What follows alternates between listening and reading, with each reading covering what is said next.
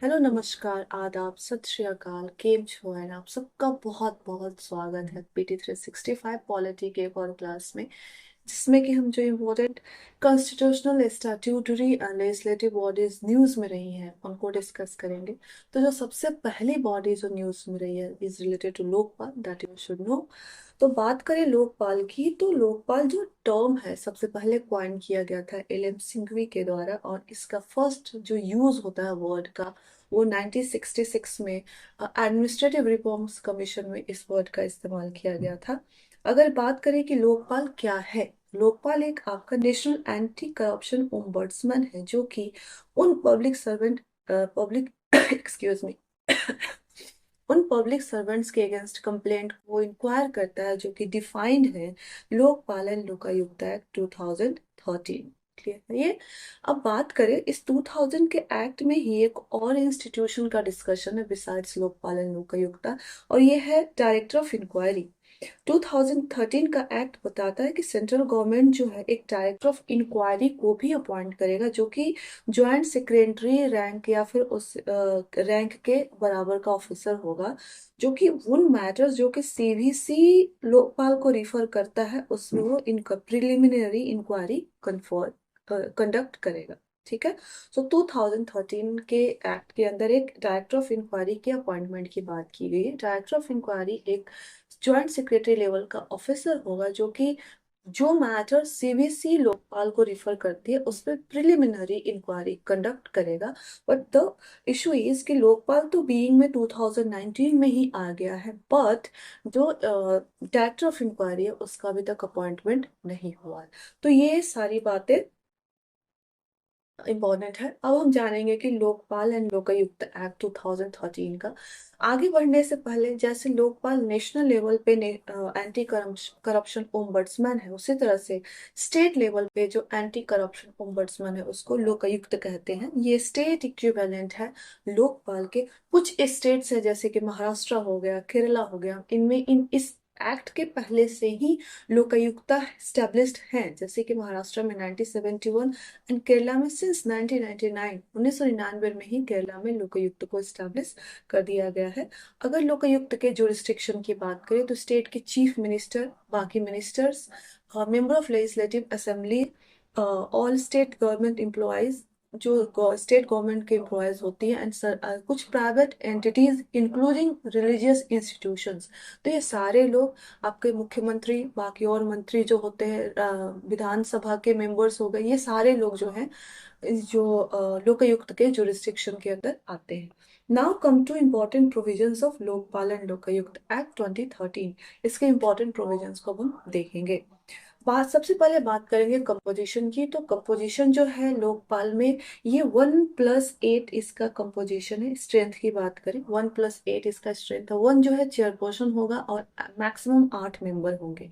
इसमें से 50% जो मेंबर्स हैं वो जुडिशियल मेंबर्स होंगे, एंड 50% मेंबर्स जो है वो they will be appointed from OBC, SC, STs, minorities and women. So 50% judicial member, 50% यहाँ से मेंबर्स होंगे। 1+8 इसका टोटल 9 स्ट्रेंथ है। एक चेयरमैन, 8 अदर मेंबर्स। अब बात करते हैं टेनर की। तो जो ये मेंबर्स एंड चेयरपर्सन के टेनर की बात करें तो their tenure will be 5 years और 70 years, whichever is earlier. जो भी इसमें पहले कंप्लीट होता है, या तो 5 साल या फिर 70 साल की उम्र तक, तो जो भी इसमें पहले कंप्लीट होता है उनका टेन्योर होगा। अगर बात करें अपॉइंटमेंट की कि जो लोकपाल है उसका चेयरपर्सन और मेंबर्स की अपॉइंटमेंट कैसे होगा, तो उस लोकपाल के मेंबर और चेयरपर्सन का अपॉइंटमेंट जो है प्रेसिडेंट करते हैं on the basis of recommendation of a select committee.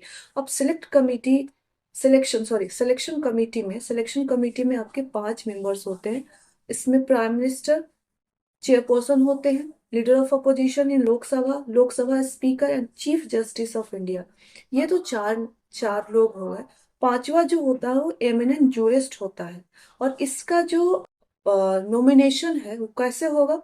ये देखिए, इस सिलेक्शन कमेटी में जो पहले 4 लोग हैं, ये मिल करके पांचवे इमिनेंट जूरिस्ट का जो है वो रेफरेंस देंगे प्रेसिडेंट को, और प्रेसिडेंट एमिनेंट जूरिस्ट को नॉमिनेट करेगा। तो इस तरह से ये 5 मेंबर की पैनल बनती है, जो कि है सिलेक्शन कमेटी कही जाती है। और इस सिलेक्शन कमेटी एक सर्च कमेटी के रिकमेंडेशन पे काम करती है। और सर्च कमेटी जो है department of personal and training, DOPT, जो है वो एक लिस्ट ऑफ कैंडिडेट्स तैयार करता है, सर्च कमेटी की तरह काम करता है। और लिस्ट, ये डीओपीटी एक सर्च कमेटी की तरह काम करता है।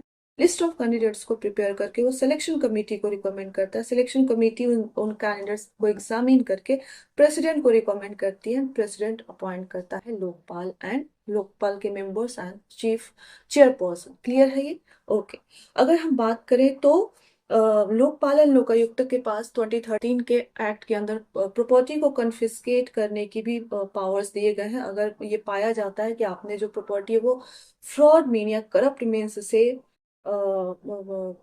अक्वायर की है, तो अगर आपके अगेंस्ट प्रोसिक्यूशन पूरा भी नहीं हुआ है तो भी उस प्रॉपर्टी को लोकपाल या जो है या लोकायुक्त जो है कन्फिस्केट कर सकता है। अगर बात बात करें इस एक्ट के अदर प्रोविजंस की, तो timelines of inquiry and investigation भी दी गई है। अ, अगर सीबीआई को ये ड्यूटी दिया गया है कि इंक्वायरी जो है 60 दिन के अंदर होनी चाहिए और with in 6 month investigation complete हो जानी चाहिए। 6 महीने का जो टाइम है ये एक्सपेंडेबल है। अगर सीबीआई जो है ये रिटर्न रिक्वेस्ट करता है लोकपाल को, तो ये 6 महीने का जो इन्वेस्टिगेशन टाइम है इसको बढ़ा भी दिया जा सकता है। बट जो प्रिलिमिनरी इंक्वायरी है विद इन 60 डेज कंप्लीट होनी चाहिए। अगर बात करें power with respect to CBI, जिन मैटर्स में लोकपाल सीबीआई को केसेस रिफर करता है उसमें overall power of superintendent CBI के ऊपर लोकपाल का ही होगा। और जो रिफर्ड मैटर है जिनमें सीबीआई के जो ऑफिसर्स इंडल्ज्ड हैं उनके फाइनल ट्रांसफर एंड पोस्टिंग में फाइनल से जो होगा वो लोकपाल का होगा। अगर रिमूवल की बात करें तो लोकपाल के मेंबर्स एंड चेयरपर्सन का रिमूवल कौन करेगा? प्रेसिडेंट करेंगे। ऑन द लेकिन उससे पहले एक इंक्वायरी सुप्रीम कोर्ट के द्वारा कंडक्ट की जाएगी। और इसके लिए, इस इंक्वायरी के लिए 100 मेंबर ऑफ पार्लियामेंट को एक रिटन पिटीशन सबमिट करना होगा, तब जाकर सुप्रीम कोर्ट इंक्वायरी करेगी और उस इंक्वायरी के बेसिस पे प्रेसिडेंट, चेयरपर्सन या फिर मेंबर्स को रिमूव कर सकते हैं। क्लियर है? और बाकी लोकपाल का जुरिस्डिक्शन की बात करें तो प्राइम मिनिस्टर से लेकर के अदर मिनिस्टर्स से लेकर के सारे मेंबर ऑफ पार्लियामेंट्स हो गए, इसके अलावा सेंट्रल गवर्नमेंट के जितने एम्प्लॉयज हो गए, ये सारे जो हैं वो लोकपाल के जुरिस्डिक्शन में आते हैं। इसके अलावा कोई भी ऐसी ट्रस्ट है या बॉडी है या इंस्टीट्यूशन है जिसको 10 लाख से ज्यादा का फॉरेन कंट्रीब्यूशन मिलता है, वो भी लोकपाल के जुरिस्डिक्शन में आता है। तो ये सारी चीजें हैं लोकपाल से related. Hopefully it is clear to you. Now come to next body, that is delimitation commission. Delimitation एक कॉन्स्टिट्यूशनल बॉडी है। अगर आप आर्टिकल 82 पढ़ें तो आर्टिकल 82 के अंदर इम्पावर किया गया है पार्लियामेंट को कि पार्लियामेंट एक्ट बना करके एक डिलिमिटेशन एक्ट इनेक्ट करती है आफ्टर ईच सेंसस, और वहां से डिलिमिटेशन कमीशन बनाया जाता है। अगर डिलिमिटेशन कमीशन के कंपोजिशन की बात करें तो it is headed by a supreme court जज। डिलिमिटेशन कमीशन का जो हेड है वो हमेशा एक सुप्रीम कोर्ट जज होगा, चाहे वो करंट सीटिंग हो या फिर रिटायर हो। इसके अदर मेंबर्स की बात करें तो chief election commissioner of India, यानी सेंट्रल इलेक्शन कमीशन कमिश्नर के चीफ, या फिर कोई अदर इलेक्शन कमिश्नर जो कि चीफ सीईसी, उसको चीफ इलेक्शन कमिश्नर उसको रिकमेंड करते हैं। तो कोई अदर इलेक्शन कमिश्नर भी इसके मेंबर हो सकते हैं। स्टेट, जितने भी स्टेट्स हैं उसके स्टेट इलेक्शन कमिश्नर्स भी इसके मेंबर होते हैं। अब जो यस, डिलिमिटेशन कमीशन अब बना दिया गया। इसका काम क्या है कि हर सेंसस के बाद लोकसभा और विधानसभा के जो कॉन्स्टिट्यूएंसीज हैं उसको रीएडजस्ट करना, यही इसका काम है। और इसका जो रिपोर्ट होता है वो फाइनल होता है और किसी भी कोर्ट में आप इसके रिपोर्ट को चैलेंज नहीं कर सकते हैं। रही बात जहां तक डिस्कशन एंड डिबेट की, तो लोकसभा एंड विधानसभा में आप इसको डिस्कस कर सकते हैं टू द एक्सटेंट दैट आप इसमें कोई भी चेंजेस नहीं कर सकते, सिर्फ और सिर्फ जो रिपोर्ट आप उसको डिस्कस ही कर सकते हैं। तो ये सारी प्रोविजन है डिलिमिटेशन कमीशन के बारे में। अगर बात करें कि अब तक इंडिया में कितनी बार डिलिमिटेशन कमीशन सेटअप हुआ है, तो अब तक टोटल 4 बार सेटअप हुआ है इंडिया में delimitation commission, 1962, 63, 73 and 2002। Post 42nd 42वें संविधान संशोधन में हिंदी पे आ गई, 42nd कॉन्स्टिट्यूशन अमेंडमेंट एक्ट 1976 से जो डिलिमिटेशन एक्सरसाइज है इसको 2000 के बाद फर्स्ट सेंसस तक फ्रीज कर दिया गया था। और 84th constitution amendment act 84th constitution amendment act 2002 से इस डिलिमिटेशन एक्सरसाइज पे जो फ्रीज है उसको फर्दर एक्सटेंड कर दिया गया 2026 तक। यानी 2026 के बाद जो पहला सेंसस होगा उसके बेसिस पर डिलिमिटेशन एक्सरसाइज कैरी किया जाएगा। तो ये सारी बातें हैं, आपको पता होनी चाहिए। Now come to directorate of enforcement. ये न्यूज में इसलिए रहा है क्योंकि सुप्रीम कोर्ट ने जो ईडी चीफ है उसके थर्ड ईयर ऑफ एक्सटेंशन पे को इनवैलिड डिक्लेयर कर दिया। तो सबसे पहले हम जानेंगे कि ईडी है क्या, उसके बाद देखेंगे उसके पावर्स का। ठीक है, तो देखिए इन्फोर्समेंट डायरेक्टोरेट एक इन्वेस्टिगेटिंग एजेंसी है। इसके जेनेसिस की बात करें तो इसका एस्टेब्लिशमेंट 1952 में हुई थी under department of revenue, ministry of finance इसका पेरेंट मिनिस्ट्री है। अगर बात करें कंपोजिशन की तो जो इन्फोर्समेंट डायरेक्टोरेट है ये हेडेड किया जाता है ईडी डायरेक्टर के द्वारा, जिसका अपॉइंटमेंट जो है वो सीबीसी एक्ट 2003 के अंदर होता है। आप याद रखेंगे इसको। अगर टेनर की बात करें इन्फोर्समेंट डायरेक्टोरेट के चीफ की तो इसका टेनर 2 इयर्स तक होता है। इसको 3 एनुअल एक्सटेंशंस दिए जा सकते हैं, हर साल एक एक साल बढ़ाया जा सकता है। अगर बात करें इसके फंक्शंस की तो 4 इंपॉर्टेंट लेजिस्लेशन है, देयर आर 4 इंपॉर्टेंट लेजिस्लेशन जिसके लिए ईडी जो है रिस्पॉन्सिबल है उनका इन्फोर्समेंट का। सबसे पहले तो फेमा 1997, उसके बाद प्रिवेंशन पीएमएलए, मनी लॉन्ड्रिंग 2002, उसके बाद fugitive offenders 2018 and last is foreign exchange and smuggling activities 1974। ये 4 एक्ट है जिसका इन्फोर्समेंट के लिए ईडी रिस्पॉन्सिबल है। You have to remember it. अब इन चारों एक्ट से रिलेटेड जो भी पावर्स होगा ये सारे पावर्स यहाँ पे आपको ईडी का दिया हुआ है। चलिए एक एक करके देखते हैं इन चारों एक्ट से रिलेटेड। Just a minute. इन चारों एक्ट से रिलेटेड अगर कोई एसेट, करप्ट एसेट मिलता है उसको ईडी सीजर कर सकती है। ईडी के पास सिविल कोर्ट का पावर है, वो कभी भी समन कर सकती है। किसी भी पूरे प्रोसीजर से रिलेटेड एविडेंस हो गया, डिस्कवरी हो गया, इन्फेक्शन हो गया, सारी चीजों से रिलेटेड समनिंग पावर है। साथ ही साथ अगर आप पहले दो जो एक्ट है फेमा में और पीएमएलएम के अंदर अगर आपको पाया जाता है कि आप वायोलेट करते हैं तो ईडी आपको अरेस्ट कर सकती है बिना किसी फॉर्मल एफआईआर के। याद रखेंगे पहले दो एक्ट यानी फेमा और प्रिवेंशन ऑफ मनी लॉन्ड्रिंग के केसेस में आपको अगर वायोलेटिव के प्रोविजंस को वायोलेट करते हुए पाया जाता है तो ईडी आपको डायरेक्ट अरेस्ट कर सकती है without going through the formal route of FIR. इसके अलावा बात करें तो रिकॉर्ड एडमिसिबिलिटी, इसका क्या मतलब होता है कि 2022 में सुप्रीम कोर्ट ने एक रूल नोटिफाई किया और उन्होंने बोला कि जो ईडी ऑफिशियल्स हैं उनके जो स्टेटमेंट रिकॉर्ड होते हैं उसको उनको एडमिट किया जा सकता है as evidence in court of law में। इसके अलावा फाइन्स, पेनाल्टी एंड एरियर्स का भी सारा प्रोविजन है फेमा के अंदर। तो आप देख लेंगे ईडी के पास वास्ट पावर है, 4 स्टैट्यूट्स हैं, 4 लेजिस्लेशन है, 4 कानून है जिनके इन्फोर्समेंट की रिस्पॉन्सिबिलिटी दी गई है ईडी को। और इसके तहत ईडी के पास बहुत ही वास्ट पावर है। ईडी एक स्टैट्यूटरी बॉडी नहीं है, ईडी एक एग्जीक्यूटिव बॉडी है जो कि department of revenue, ministry of finance के अंदर काम करती है। आप इस चीज को ध्यान रखेंगे। देखिए CBI central bureau of investigation ये एक इम्पोर्टेंट बॉडी है जिसके बारे में आपको जानना है। न्यूज में इसलिए है क्योंकि तमिलनाडु ने रिसेंटली जनरल कंसेंट विथड्रॉ कर लिया है सीबीआई को। देखिए general consent and specific consent की बात करें, देखिए सीबीआई एक सेंट्रल एजेंसी है, राइट। और अगर स्टेट के मैटर में प्रूव करना है तो स्टेट्स का कंसेंट लेना जरूरी है। तो इसी कंसेंट को 2 पार्ट में बांटा गया, एक तो जनरल कंसेंट एंड एक स्पेसिफिक कंसेंट। जनरल कंसेंट की मतलब कि वॉलंटरी कंसेंट दे दिया है हमने कि आपको केस टू केस बेसिस पे हमसे, अगर मैं कोई स्टेट हूँ तो केस टू केस बेसिस पे सीबीआई यानी सेंट्रल गवर्नमेंट को मेरे से पूछने की आवश्यकता नहीं है। मैंने एक बार जनरल कंसेंट दे दिया सेंट्रल गवर्नमेंट को, अगर मेरे राज्य में कोई इस तरह की करप्शन या फिर क्राइम का कोई मामला आता है तो सेंट्रल गवर्नमेंट सीबीआई को भेज सकती है मेरे स्टेट में। इसका मतलब होता है जनरल कंसेंट। और ये डीएसपी एक्ट के आई थिंक सेक्शन 8 के अंदर इसको यहाँ से डिराइव किया जाता है। जनरल कंसेंट का यही मतलब है। स्पेसिफिक कंसेंट का मतलब है कि आपको हर केस टू केस बेसिस पे स्टेट गवर्नमेंट का कंसेंट लेना होगा, उससे इजाजत लेनी होगी, तभी सेंट्रल गवर्नमेंट सीबीआई को स्टेट में भेज सकती है। अगर स्पेसिफिक कंसेंट नहीं है तो सीबीआई के ऑफिशियल्स अगर स्टेट में इंटर करते हैं तो उनके पास पुलिस का पावर नहीं होगा। याद रखेंगे आप। अगर स्पेसिफिक कंसेंट नहीं है स्टेट का और सेंट्रल गवर्नमेंट सीबीआई के ऑफिशियल्स को स्टेट में भेजती हो तो उनके पास पुलिस का पावर नहीं होगा।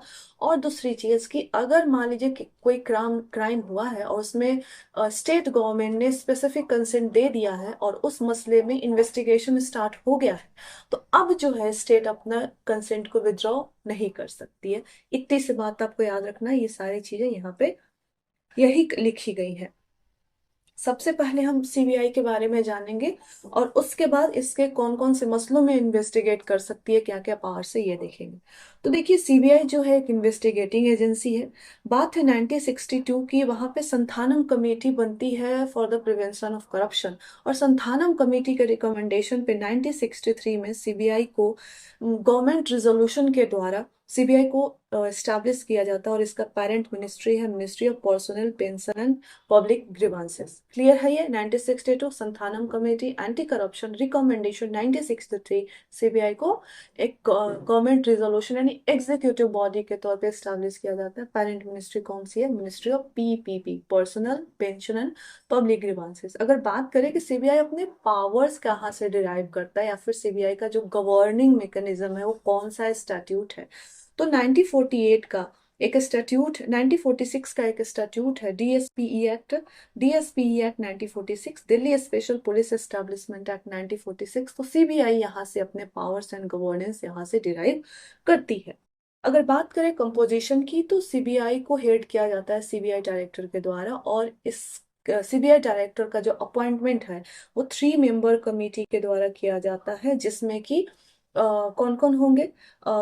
Prime minister, leader of opposition in Lok Sabha and chief justice of India इस अपॉइंटमेंट कमेटी के मेंबर होते हैं, और इस अपॉइंटमेंट कमेटी के द्वारा सीबीआई के डायरेक्टर को अपॉइंट किया जाता है। अगर टेन्योर की बात करें कि सीबीआई डायरेक्टर का टेन्योर क्या होगा, तो 2 इयर्स का टेन्योर होता है and that can be given 3 annual extension उसको दिया जा सकता है। अब फंक्शंस की बात करें तो करप्शन के चार्जेस एंड क्राइम्स के चार्जेस को इन्वेस्टिगेट करने का इसका ब्रोडर ड्यूटी है। एंड साथ ही साथ इंडिया में ये सीबीआई नोडल एजेंसी है जो कि इंटरपोल के जो भी मसले होते हैं उसमें कोऑर्डिनेट करती है।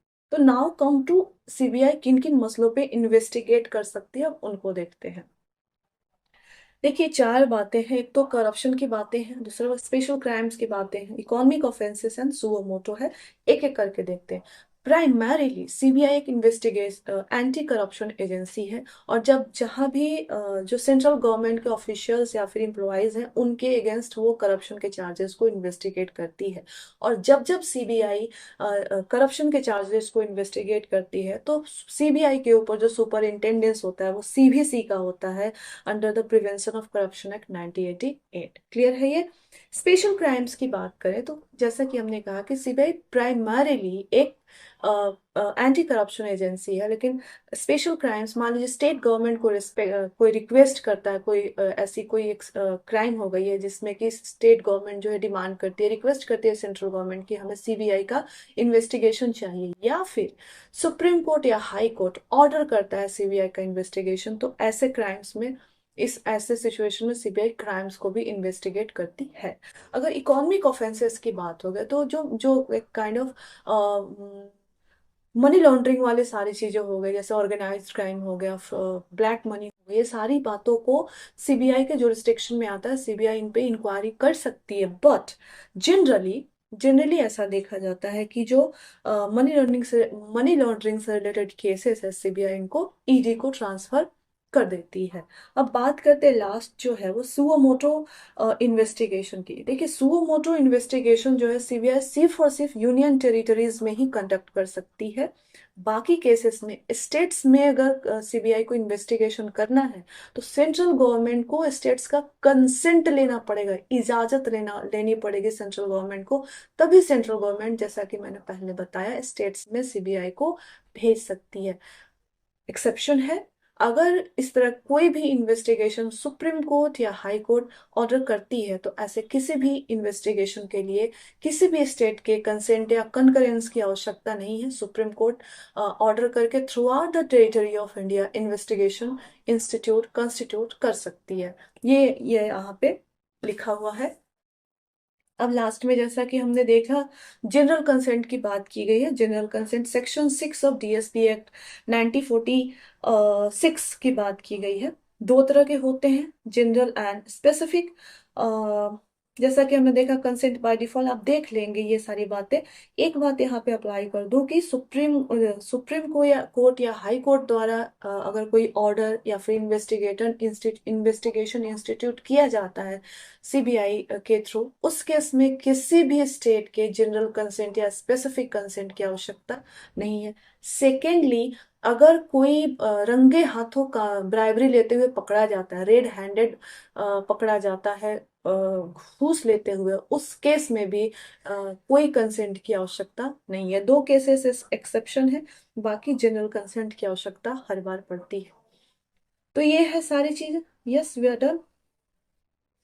Now come to national cadet corps.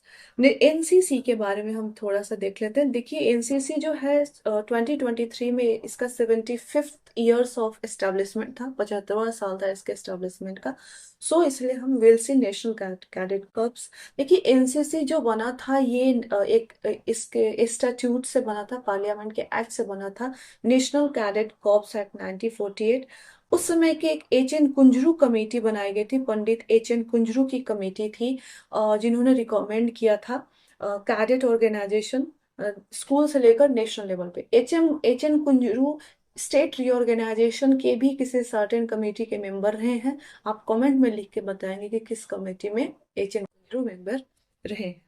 M क्या करना है कि ऐसे यूथ को प्रिपेयर करना है जो कि ऑर्गेनाइज्ड हो, ट्रेंड हो एंड मोटिवेटेड हो, ठीक है, ताकि लीडरशिप प्रोवाइड कर सके एंड साथ ही साथ जब भी जरूरत पड़े तो नेशन को सर्विस देने के लिए रेडी रहे। ट्राई सर्विसेज ऑर्गेनाइजेशन है NCC, army navy and air wing, और इसका हेड क्वार्टर कहाँ पे है? दिल्ली में है।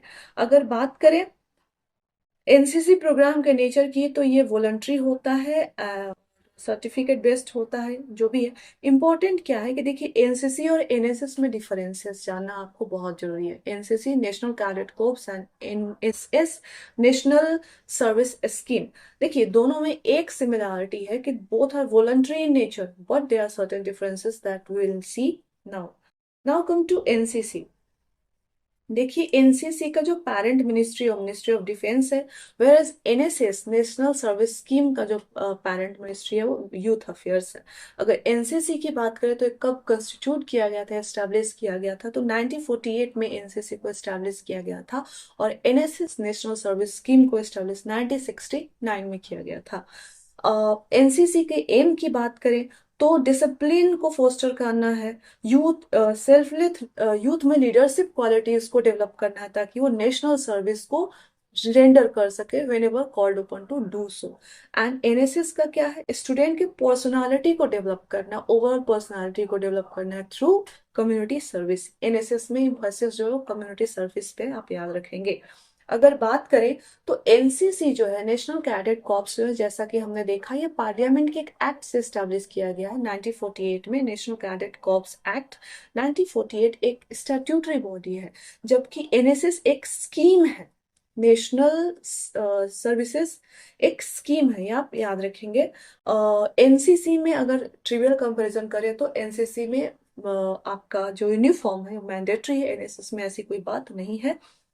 एनसीसी में नेशनल कैडेट कॉर्प्स में आप स्कूल एज तक और या फिर कॉलेज एज तक ज्वाइन कर सकते हैं, बट एनएसएस बहुत ब्रोडर एज ग्रुप के यूथ को टारगेट करता है, इंक्लूडिंग यूनिवर्सिटी लेवल पे भी आप एनएसएस ज्वाइन कर सकते हैं। तो these are the fundamental differences that you should know between NCC and NSS.